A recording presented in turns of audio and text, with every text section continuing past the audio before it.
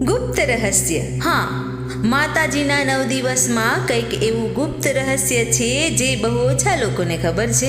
નવરાત્રિમાં માત્ર ગરબા જ થાય છે? નવરાત્રિમાં માત્ર ઉપવાસ જ થાય છે? કે નવરાત્રિમાં માત્ર ને માત્ર પૂજા જ થાય છે? નહીં. શું તમે જાણો છો, નવરાત્રિ દરમિયાન એક એવો પાઠ કરવામાં આવે છે જેને શક્તિનો મહામંત્ર કહેવાય છે. હા મિત્રો, આજે આપણે વાત કરવા જઈ રહ્યા છીએ નવરાત્રિ દરમિયાન દુર્ગા સપ્તશતીનો પાઠ કેમ કરવામાં આવે છે અને તેના ચમત્કારિક ફાયદા શું છે. તો મિત્રો, આપણે સૌ પ્રથમ સમજીએ કે દુર્ગા સપ્તશતી એ માત્ર એક પુસ્તક નથી. આ માતા દુર્ગાની મહિમા અને શક્તિનું જીવંત વર્ણન છે. આ ગ્રંથ માર્કંડેય પુરાણનો એક ભાગ છે જેમાં કુલ 700 શ્લોક છે.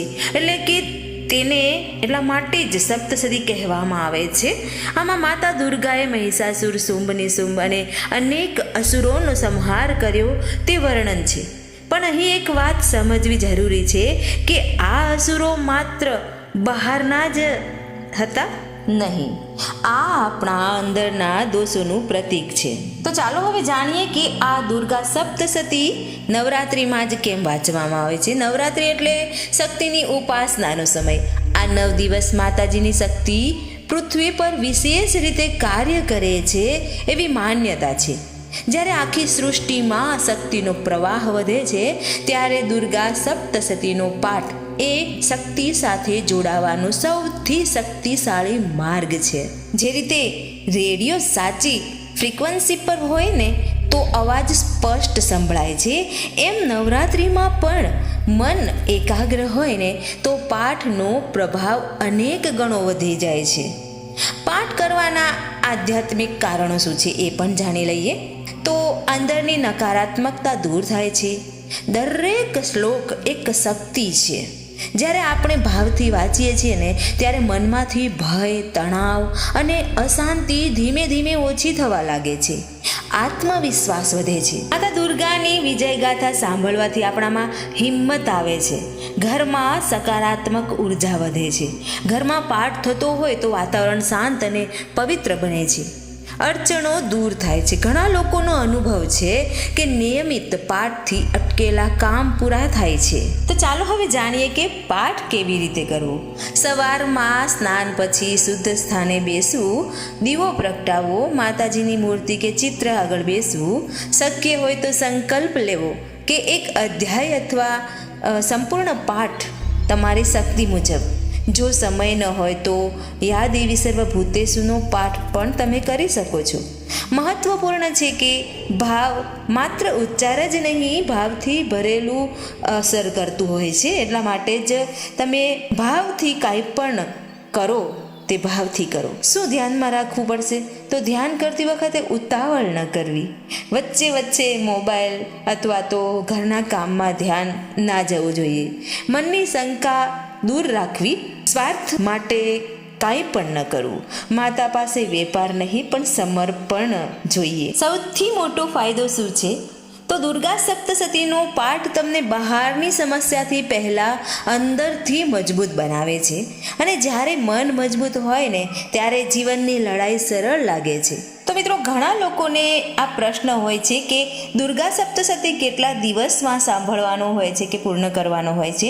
તો દુર્ગા સપ્તશતી, જેને ચંડી પાઠ પણ કહેવામાં આવે છે, તેને સાંભળવા કે પાઠ કરવા માટે કડક ફક્ત આટલા દિવસમાં એવો નિયમ નથી હોતો, પણ પરંપરા મુજબ કેટલીક રીતો માનવામાં આવે છે. તો નવરાત્રિમાં 9 દિવસમાં સૌથી સામાન્ય રીત, નવરાત્રિના 9 દિવસમાં 13 અધ્યાયને વહેંચીને રોજ થોડો ભાગ વાંચવામાં અથવા સાંભળવામાં આવે છે. આને નવાહ પારાયણ કહેવાય છે. સૌથી લોકપ્રિય રીત કઈ છે? તો 3 દિવસમાં. કેટલાક લોકો તેને 3 વિભાગમાં વહેંચે છે. પ્રથમ ચરિત્ર, મધ્યમ ચરિત્ર અને ઉત્તર ચરિત્ર 3 દિવસમાં પૂર્ણ કરવામાં આવે છે. અને ત્રીજું છે એક જ દિવસમાં. અનુષ્ઠાન રૂપે કેટલાક ભક્તો સંપૂર્ણ 700 શ્લોક એક જ દિવસે પણ સાંભળે અને વાંચે છે. આ ખાસ પ્રસંગો કે સંકલ્પ માટે કરવામાં આવતા હોય છે સ્વાભાવિક રીતે. તો દરરોજ થોડું કેટલાક લોકો રોજ એક અધ્યાય સાંભળે છે. નવરાત્રિ સિવાયમાં પણ વર્ષભર આ લોકો સાંભળતા હોય છે.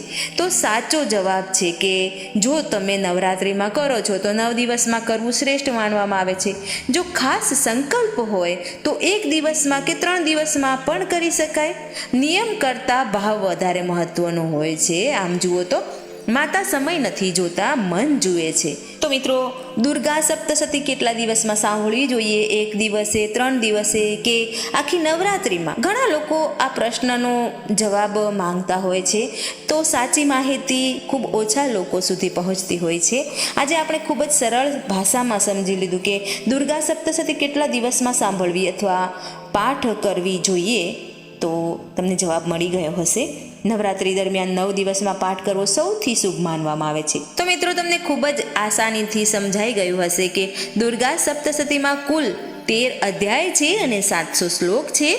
નવરાત્રિમાં 9 દિવસમાં આ અધ્યાયને વહેંચીને રોજ થોડો થોડો ભાગ વાંચવામાં કે સાંભળવામાં આવે છે અને આને નવા પારાયણ કહેવાય છે. કારણ કે નવરાત્રિમાં દરેક દિવસ એક એક દેવીના સ્વરૂપને સમર્પિત છે. જ્યારે આખી સૃષ્ટિમાં શક્તિનું વિશેષ પ્રભાવ હોય છે ત્યારે પાઠનો લાભ અનેક ગણો વધી જતો હોય છે. એટલા માટે જ દુર્ગા સપ્તશતી નવરાત્રિમાં 9 દિવસમાં કરવાનું હોય છે. તો મિત્રો, અંતમાં એટલું જ કહીશ કે દુર્ગા સપ્તશતી 1 દિવસમાં કરો, 3 દિવસમાં કરો કે 9 દિવસમાં કરો, પદ્ધતિ ઘણી છે, પણ યાદ રાખજો, પાઠ માત્ર શબ્દો નથી, એ માતા શક્તિ સાથે જોડાવાનો માર્ગ છે. આ નવરાત્રિમાં દીવો પ્રગટાવો અને સાથે તમારી અંદરની શક્તિને પણ પ્રગટાવો. જય માતાજી.